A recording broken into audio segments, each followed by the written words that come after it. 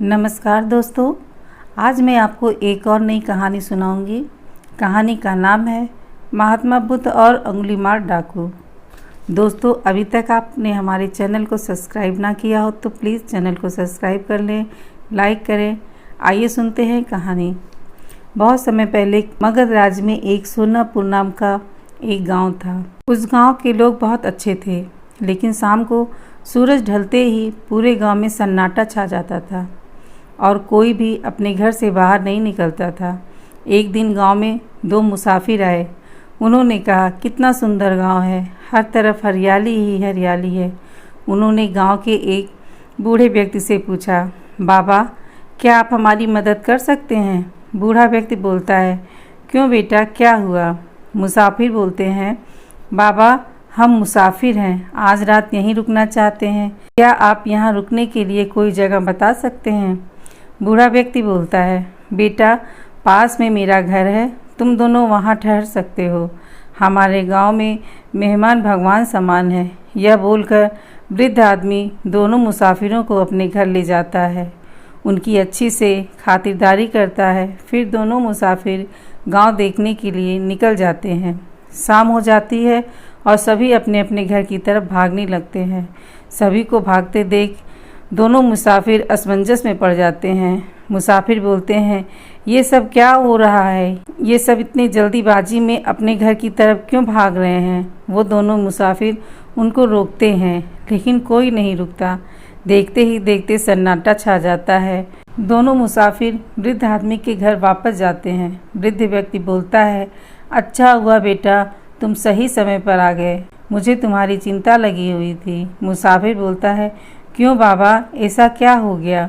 बाहर भी भागम भाग शुरू हो गई थी। वृद्ध व्यक्ति बोलता है, बेटा, ये सब अंगुलीमाल डाकू की वजह से है।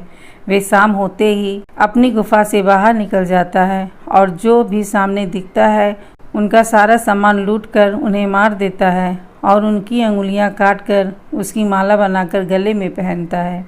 इसलिए शाम होते ही बिना देरी किए गांव वाले अपने अपने घरों में चले जाते हैं। वृद्ध की बात सुनकर दोनों मुसाफिर बहुत ही डर जाते हैं।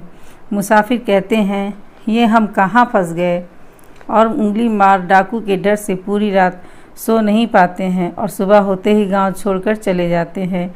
इस प्रकार ही दिन पर दिन बीत जा रहे थे, लेकिन सोनापुर गांव में अंगुलीमाल डाकू का खौफ और आतंक जरा भी कम नहीं होता। इसकी वजह से सारे गांव वाले हमेशा परेशान रहते हैं।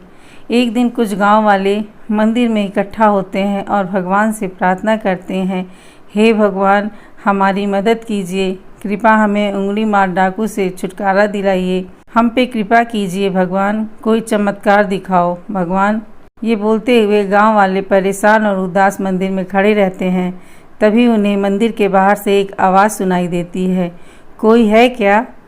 कुछ समय के लिए हम यहाँ शरण ले सकते हैं। आवाज़ सुनकर सभी लोग मंदिर के बाहर आ जाते हैं और महात्मा बुद्ध को देखकर बहुत खुश हो जाते हैं। वह उनका स्वागत करते हैं, वह उनकी आवभगत में लग जाते हैं। सभी बहुत खुशी से बुद्ध की सेवा करते हैं, लेकिन बुद्ध गांव वाले की इस खुशी के पीछे छिपे हुए दुख और परेशानी को पहचान लेते हैं।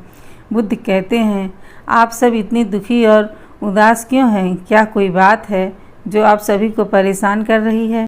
गांव वाले कहते हैं, महात्मा जी, हमारा पूरा गांव परेशानी में और उसी वजह से सभी गांव वाले बहुत ज़्यादा चिंतित रहते हैं। हर शाम उसके आने का खतरा बना रहता है, जिसकी वजह से हमारे दैनिक जीवन बहुत प्रभावित होता है। महात्मा बुद्ध कहते हैं, आप सभी इतने ज़्यादा परेशान हैं कि सही तरीके से कुछ भी बता नहीं पा रहे हैं। पहले आप शांत हो जाइए, उसके बाद हमें पूरी बात बताइए। महात्मा बुद्ध की बात पर सभी शांत हो जाते हैं। फिर उनमें से एक आदमी खड़ा होकर शांति से महात्मा बुद्ध को डाकू अंगुलीमाल और उसके आतंक के बारे में महात्मा बुद्ध को पूरी बात विस्तार से बताता है। महात्मा बुद्ध कहते हैं, आप सब परेशान ना होएं, जल्द ही आप सबको अंगुलीमाल के डर से छुटकारा मिल जाएगा। महात्मा बुद्ध की बात सुनकर सभी गांव वाले अपने अपने घर चले जाते हैं। अगले दिन सुबह से वह गांव वाले महात्मा बुद्ध की सेवा में लग जाते हैं। देखते ही देखते दिन बीत जाता है और शाम होते ही महात्मा बुद्ध जंगल की तरफ निकल जाते हैं। महात्मा बुद्ध को जाते देख उंगली मार डाकू उन्हें मारने के लिए खड़ा हो जाता है, लेकिन महात्मा बुद्ध उंगली मार डाकू की तरफ न देखते हुए सीधे आगे बढ़ जाते हैं। उंगली मार डाकू से सब सहा नहीं जाता और वो बुद्ध के पीछे भागने लगता है और कहता है, सन्यासी मुझसे बचकर कहाँ जा रहा है? वहीं रुक जा, आज तुझे मुझसे कोई नहीं बचा सकता। उंगली मार ये सब बोलता हुआ बुद्ध के पीछे पीछे भागता हुआ चला जाता है। तभी एक चमक उसके आंखों में पड़ती है। तभी वे रुक जाता है और कहता है, सन्यासी, मैं इस राज्य का सबसे शक्तिशाली इंसान हूँ। सभी मुझसे डरते हैं। तुम्हारे पास जो भी माल है जल्दी से निकाल दो, नहीं तो अपनी जान से हाथ धो बैठोगे। बुद्ध जी कहते हैं, लेकिन मैं कैसे मान लूँ? मुझे इस बात पे विश्वास दिलाना होगा कि तुम ही इस राज्य के सबसे शक्तिशाली इंसान हो। इस पर उंगली मार डाकू कहता है, कैसे साबित करना होगा? मैं कुछ भी कर सकता हूँ। बुद्ध जी कहते हैं, कुछ ज़्यादा नहीं, तुम्हें इस पेड़ के 10 पत्ते तोड़ के लाने हैं। इस पर डाकू कहता है, यह तो बहुत आसान है। वह 10 पत्ती डाकू बुद्ध को दे देता है। इस पर गौतम बुद्ध कहते हैं, पत्ते तो तोड़ लिए, लेकिन तुम सबसे शक्तिशाली हो वो हम तभी मानेंगे जब तुम इन पत्तों को दोबारा पेड़ पर लगा दोगे। उस पर डाकू बोलता है, ऐसा भी कहीं होता है? टूटे हुए पत्ते कहीं पेड़ पे लगते हैं? बुद्ध जी कहते हैं, जब तुम इन पत्तों को वापस जोड़ नहीं सकते तो तुम शक्तिशाली कैसे हुए? और कहते हैं, जब तुम किसी चीज़ को जोड़ नहीं सकते तो उसे तोड़ो भी मत।